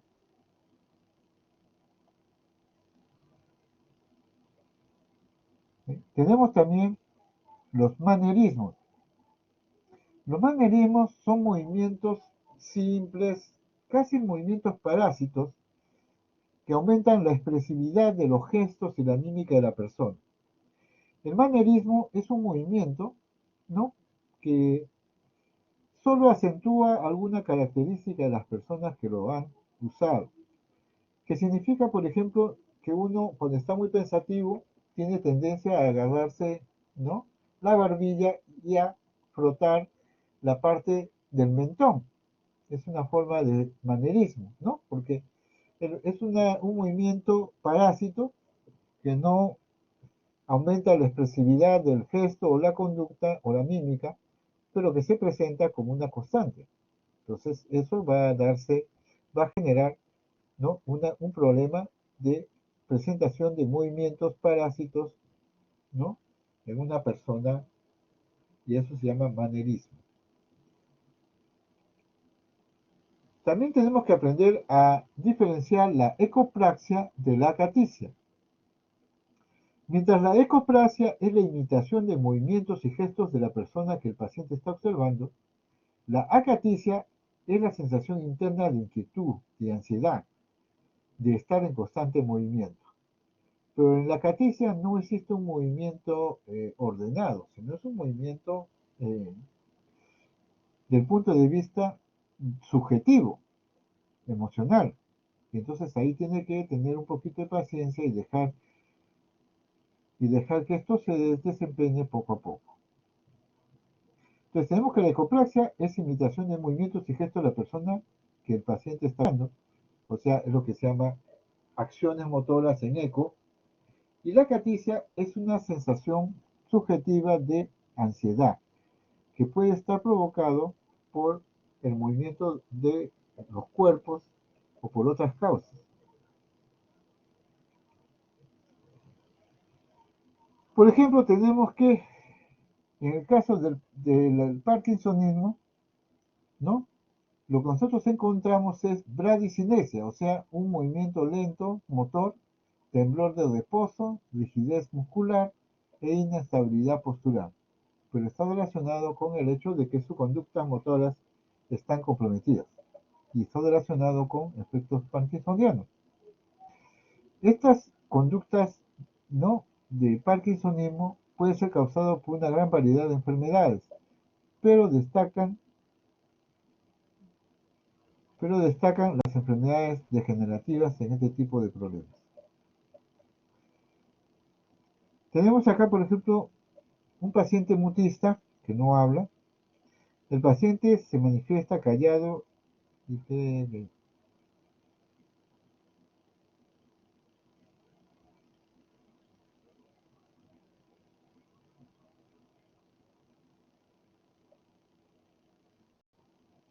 tenemos entonces que también se presenta otro fenómeno de tipo motor que es el mutismo. El mutismo es la situación en la cual un paciente se mantiene callado y no emite sonidos a pesar de que está despierto, que está consciente y que aparentemente entiende la orden que uno le da.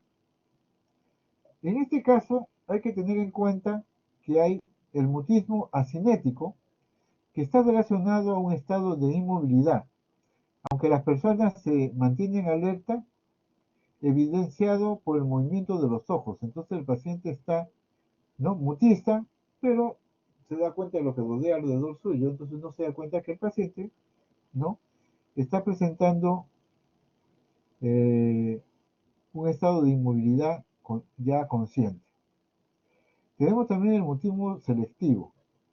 Las personas habitualmente, como los niños, rehusan hablar con determinadas personas o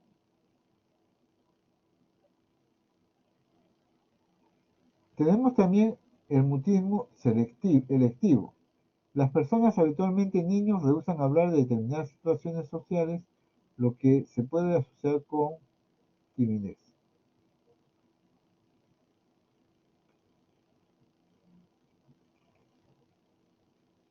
Tenemos también otro fenómeno psicomotor, que es la distonía.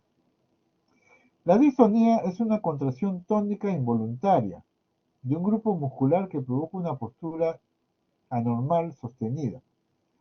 Se presenta a las pocas horas o días del inicio del tratamiento.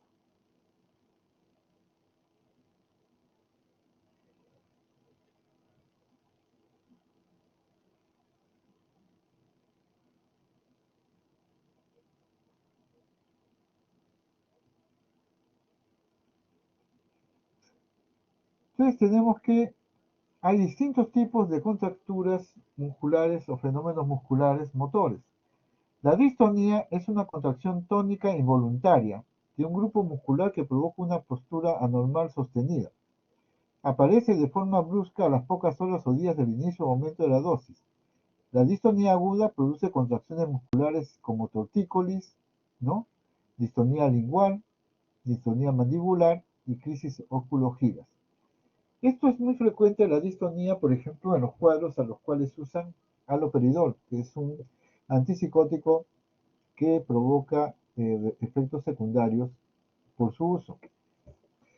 De la distonía nos podemos ir a la corea. En la corea lo que llama la atención, mientras que la distonía es una contracción tónica involuntaria, en la corea lo que hay es movimientos hipercinéticos, o sea, lentos,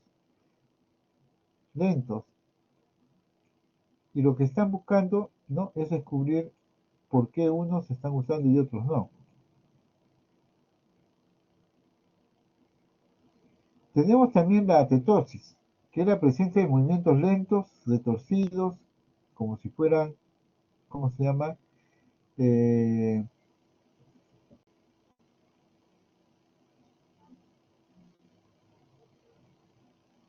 Son movimientos lentos que se van retorciendo, repetitivos y sinuosos en las extremidades, como si usted estuviera haciendo un movimiento, ¿no?, lento de las manos, ¿no? Movimiento de las manos, por ejemplo, que puede confundir con un movimiento hawaiano. La corea y la atetosis son, ¿no?, situaciones en las cuales el paciente presenta una serie de movimientos que semejan movimientos, por ejemplo, de determinadas culturas, como la cultura hawaiana, ¿no? Tenemos también otros procesos motores con nombre propio. Tenemos el balismo, que se relaciona con alteraciones en el núcleo subtalámico, ¿no?, donde aparecen movimientos violentos de gran amplitud de forma unilateral, y entonces la persona que está viendo esto tiene que darse cuenta que hay personas que van a tener dificultad para...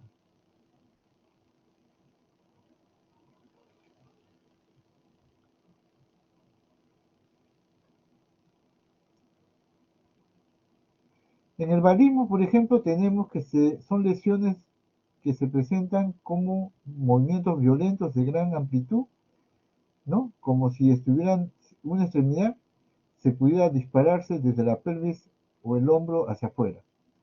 Las mioclonías son contracciones musculares pequeñas, rítmicas y arrítmicas de suficiente intensidad como para mover una extremidad. En algunos casos, estas mioclonías pueden ser heredarias, también como alteraciones del sueño, y pueden ser inducidas por fármacos. Hemos visto entonces movimientos, ¿no?, mayores, globales, de la conducta motora, como son las convulsiones. Hemos visto movimientos particulares, como son los tics, ¿no? Y hemos visto movimientos posicionales que pueden presentar los pacientes en su interacción, ¿no?, social. Ahora vamos a ver los trastornos de la mímica o de la expresión mímica. Y aquí tenemos tres grupos. Las ermimias, que son hipermimias generalizadas, donde participan todos los músculos faciales. Y la persona no se queda mirando hacia el horizonte, sino que se expresa a través de una situación de entrenamiento, ¿no? Las hipermimias pueden ser polarizadas y expresan un estado activo monotemático. O sea, cuando las personas están mucho tiempo encerradas, pueden provocar alteraciones, ¿no?, por no estar desarrollando sus capacidades, ¿no?, expresivas, motoras y faciales. Las hipomimias son la disminución de la expresión de la mímica. Entonces hay que tener mucho cuidado. Tenemos también las dismimias o paramimias o mimias discordantes. Suponen una discordancia entre la expresión verbal y la expresión facial. Hay las mimias reflejas o ficticias, que reproducen al instante de guiños o movimientos de la boca del observador en forma de espejo. Muy bien, este sería la base bibliográfica para poder hablar de los trastornos motores. Vallejo es un buen libro, ya hay nuevas ediciones, y Belloc, su manual de psicopatología, es muy bueno para estudiar los aspectos psicopatológicos que se presentan, ¿no?, en la conducta motora. Entonces tenemos que la conducta motora tiene muchos diversos niveles de expresión. Son y van a expresar la armonía y el tono muscular a través de la expresividad y el movimiento estructurado. Sabemos entonces que la evaluación de las alteraciones psicomotoras tiene que darse en tres niveles: en la expresión facial, en las características a la hora de hablar y en los aspectos motores en general de los movimientos en diversas partes del cuerpo. Los trastornos psicomotores, volvemos a repetir, van a presentar cuadros de agitación psicomotora que pueden ser reactivos, que pueden ser orgánicos cerebrales o pueden ser psicóticos. Entonces, esto es importante para saber dónde se expresan. Ahora, los trastornos motores también pueden provocar estupor, que es una inhibición o un retardo psicomotor, donde puede haber estupores reactivos que se manifiestan por una respuesta de paralización por el medio ante situaciones de catástrofes, un estupor depresivo por el estado de ánimo bajo, un estupor catatónico, donde lo que hay es una amenaza de movimiento, aparentemente sin poder controlarlo, un estupor neurológico, donde nosotros tenemos siempre que pedirlo para descartar problemas médicos neurológicos que puedan estar afectando la conducta motora del paciente. Tenemos también los temblores, que son movimientos oscilatorios, ¿no?, involuntarios, rítmicos y rápidos. Hay los temblores de reposo, aquí hablaríamos del Parkinson. Hay temblores intencionales que aparecen durante los movimientos voluntarios, o hay temblores posturales. Y para poder, dentro de los temblores, hay que ver qué tipo de acción se va a tomar, acción rápida o acción lenta. Si es acción rápida, se debe a que hay la presencia de 8 a 12 movimientos por segundo, y ahí está asociado a trastornos de ansiedad. Entonces hay que tener mucho cuidado con este tipo de pacientes para observar su evolución las 24 horas del día. De acción lenta, de 4 a 8 a 6 movimientos por segundo, asociados con trastornos o enfermedades estructurales. Tenemos también las convulsiones. Las convulsiones tienen dos fases: una fase clónica, que es la fase de relajación, y una fase tónica, que es la fase en la cual la persona está, ¿no?, aumentando su contractura muscular. Hemos visto que las pequeñas convulsiones de pequeño mal también podrían ser un factor estresante, pero habría que ver qué es lo mejor que uno puede hacer. Tenemos los tics, que hemos hablado que son movimientos musculares espasmódicos espontáneos. Los espasmos, que son mucho más grandes, que son espasmos del cuello, espasmos profesionales por una actividad, ¿no?, realizada, espasmos saltatorios de Bamberger, que es saltar, ¿no?, como los sapos, y los espasmos saludatorios de Salam, que es como hacer el saludo, ¿no?, de bienvenida a una persona en las culturas árabes. Tenemos que la catatonía tiene tres elementos importantes: la catalepsia, el negativismo y la obediencia automática, para hablar de catatonía, que es muy frecuente en los cuadros esquizofrénicos catatónicos. También hay cuadros catatónicos orgánicos. Tenemos las estereotipias, que son repeticiones innecesarias de movimientos o gestos, y que son con movimientos complejos. Pueden ser estereotipias simples o complejas. Entonces también es lo que hay que determinar. La diskinesia, ¿no?, es una serie de contracciones de músculos bilaterales de las extremidades. Aguda cuando contrae de tal forma que provoca que el paciente se tuerza dentro de de la emergencia por estar presentando contracturas muy fuertes de partes del cuerpo, del cuello, de la pierna, y que hacen que la persona se dé cuenta de que no puede avanzar mientras no se controle estos problemas. La disquinesia tardía está relacionado con movimientos involuntarios, pero que hay que cuidar mucho que no vayan a afectar el sistema nervioso central. Y esto se ha visto, por ejemplo, que en disquinesias tardías la presencia de los movimientos involuntarios en la cara, la lengua, son situaciones que pueden ser peligrosas para el paciente. Por eso es que el paciente con disquinesia tardía se le tiene que retirar todo tipo de estimulante para no lograr que entre en crisis. Tenemos también lo que es la apraxia, que es la dificultad para realizar actos motores, ¿no? Y el manierismo, que es un movimiento parásito que significa que son movimientos parásitos que se aumentan de la expresividad y de los gestos y la mímica. Hemos hecho diferenciaciones entre ecopraxia, que es, ¿no? Repetición o imitación de movimientos, de la acaticia, que es una sensación de ansiedad provocada por medicamentos o por situaciones específicas. Tenemos que el parkinsonismo va a presentar bradicinesia, temblores, rigidez e inestabilidad postural, y que estas pueden ser causadas por diversas enfermedades. Pero lo interesante es cómo hemos avanzado para lograr ciertos niveles de mejoría. Tenemos mutismo, que es cuando el paciente no quiere expresar nada, no quiere hablar, y puede ser asinético o selectivo.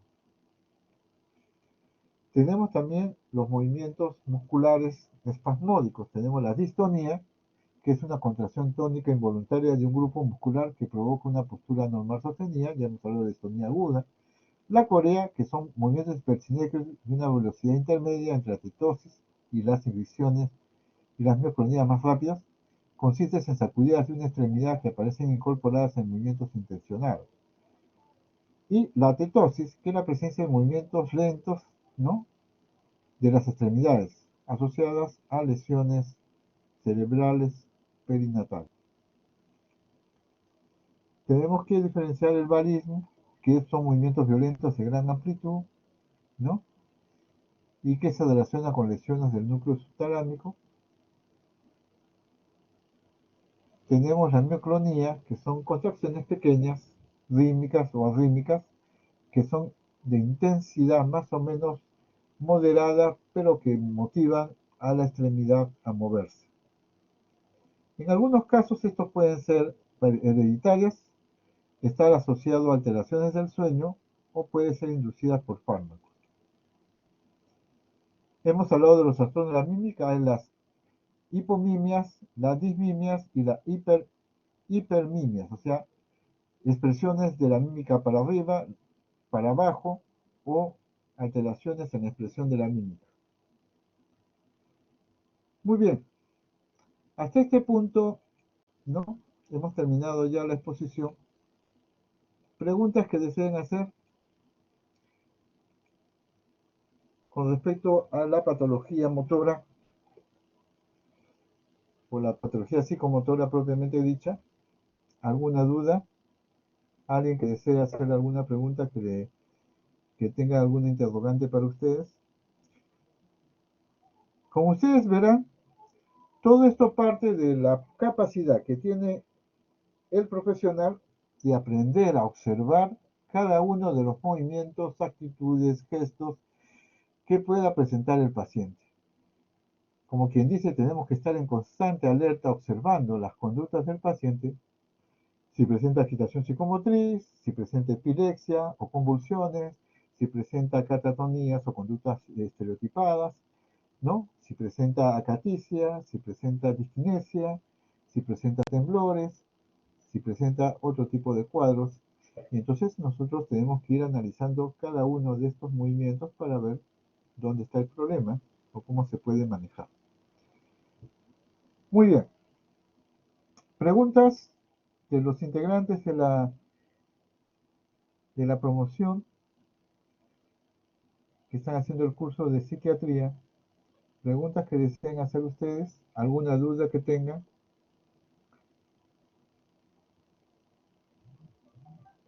¿Alguien?